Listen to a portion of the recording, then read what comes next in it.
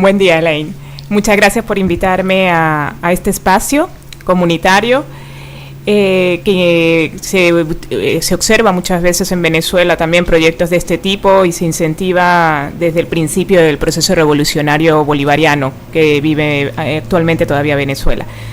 Bueno, contarte un poco el inicio del proceso, ¿no? Lo que ha significado el proceso revolucionario para el país, para los trabajadores, el pueblo en general. Realmente, bajo mi opinión, significa un proceso que ha permitido mejorar la vida de muchos venezolanos, ¿no? Hay un cambio, o el proceso inicia con movilizaciones de los trabajadores y del pueblo que buscaban mejorar sus condiciones de vida porque estaban siendo pues recortados sus derechos como trabajadores, sus derechos en cuanto a los presupuestos o lo que ustedes llaman orzamiento, creo, estaban siendo privatizadas muchas empresas, en fin, que había una realmente como migajas que el pueblo recibía, ¿no?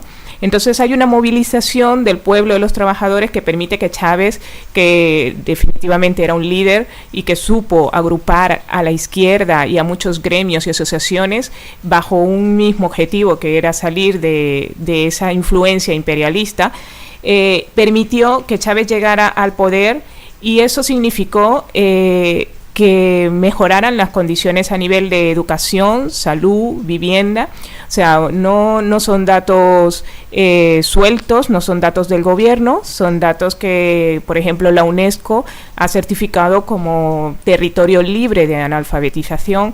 Es una cosa compleja, es un proceso, pues había mucha pobreza y mucha de la renta petrolera que el país recibía se invirtió en esas mejoras, ¿no? En definitiva, el proyecto del proceso revolucionario consistía en poner en el centro de la política al ser humano, mejor dicho, a los trabajadores, al pueblo, en lugar de los intereses del capital. Entonces, ¿qué es lo que normalmente se hace en las políticas de los países? Se colocan en el centro de la política los intereses del capitalismo. Y en eso consiste. Ahora, ¿qué pasa? Ese proceso, pues claro, es muy difícil va en contra de los intereses del imperialismo y de los países altamente capitalistas, porque Venezuela también sigue siendo un país capitalista, por supuesto, pero con un proyecto hacia el ser humano, hacia los trabajadores. Mejor dicho, porque también el empresario es un ser humano, pero tiene sus propios intereses, ¿no? En ese caso, pues ese es lo que ha llevado al momento que estamos ahora, ¿no? Al tener esa política de esa forma, las empresas los países imperialistas han intentado y las empresas internas del país han intentado bloquear esa política, impedir, o sea, están jugando sus intereses. Es la verdadera lucha de clases entre el pueblo y las empresas, o como se quiera llamar, ¿no? Una burocracia un poco más, una sociedad un poco más alta, ¿no?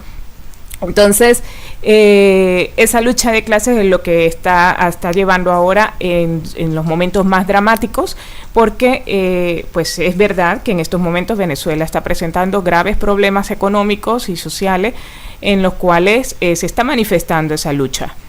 Que el gobierno está en medio de todo eso, tratando de compensar la falta de producción de muchas empresas, la falta de llegada, de distribución, y de allí pues que ellos intenten tener ese diálogo. El gobierno intenta mantener una campaña de diálogo y de paz con las empresas, pero bajo mi propia opinión, pues ya llevamos muchos años en esto. La resistencia, el pueblo venezolano está resistiendo muchísimo, y yo creo que allí el gobierno ahora se tiene que plantear si mantener esa campaña de diálogo o ser un poco más fuerte, más determinante, más decisivo, y quizás darle más poder a los trabajadores, ¿no?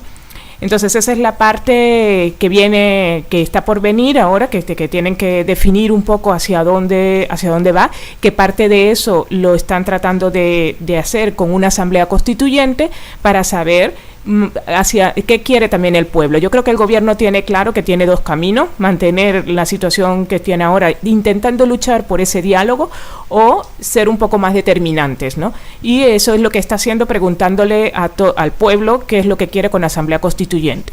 E é importante que a gente fale, né, para a nossa comunidade aqui, justamente quem são esses que fazem os protestos, né, que são as famílias ricas, aquelas que sempre dominaram a Venezuela e que não aceitam agora que seja o povo que esteja mandando, né? Sí, efectivamente, esa es la lucha de clase, porque las empresas que tienen el poder productivo en Venezuela, el 90% de la canasta básica, y que producen y distribuyen esos alimentos o medicamentos, pues está concentrado en muy pequeñas familias de clase alta, que coinciden con ser ahora los líderes de la oposición venezolana. Entonces, y que justamente son las personas, los focos de personas que están haciendo esas manifestaciones en la calle. Pero es importante destacar, ya que lo estamos hablando, que una cosa es la revolución, porque yo he vivido la revolución bolivariana como tal, y otra cosa es esto que está sucediendo con las manifestaciones actuales, en los que yo no considero que eso sea una manifestación, yo no considero que eso sea una revolución del pueblo, ni mucho menos. O sea, una revolución del pueblo no va a atacar hospitales infantiles con 40 neonatos dentro solamente porque se llama Hugo Chávez. ¿Sabes? Cuando tienes a unos bebés dentro de un hospital, no vas a incendiar el hospital, no vas a quemar a una persona viva en una manifestación porque es chavista, no vas a destruir semáforos, romper árboles, colocar cables entre una farola y otra para degollar a motorizados, no vas a hacer ese tipo de desastres que por lo general tampoco van armados como van armados ahora los manifestantes de Venezuela. ¿Sabes? Están quejándose de que no hay dinero, de que no hay medicamentos, de que no hay comida, de que no alcanza para nada, pero si tú cuentas todo el equipo que lleva la persona de encima, con cámaras, con armas, con protecciones, tú dices, esta persona de dónde ha sacado esa cantidad de dinero para manifestarse de esa forma, ¿no? Entonces, y por otra parte, casi siempre van con la cara tapada, ¿sabes?, disfrazados para que no sean identificados. Entonces, esa no es una verdadera lucha por los derechos de nada, ¿sabes? Eso es simplemente una ganas de desestabilizar más el país, de desordenar. Entonces, en ese sentido, yo estoy de acuerdo siempre con los procesos revolucionarios, con la manifestación. O sea, me encanta el proceso que está viviendo Brasil ahora. Yo creo que le falta fuerza, pero yo quiero transmitir desde aquí que sí se puede. Si Venezuela lo hizo y modificó y llegó a modificar la constitución venezolana y la ha hecho más democrática, y hemos conseguido los derechos y que se revirtiera la pobreza del país y los problemas de educación y de vivienda y de salud, yo creo que se puede. O sea, si Venezuela, como estaba, lo ha logrado, yo creo que lo puede lograr cualquier país con un movimiento, con una organización del pueblo. Votos sí, balas no. Votos sí, balas no. Constituyente sí, guarimba no. Constituyente sí, violencia no. Constituyente de amor sí, odio e intolerancia no.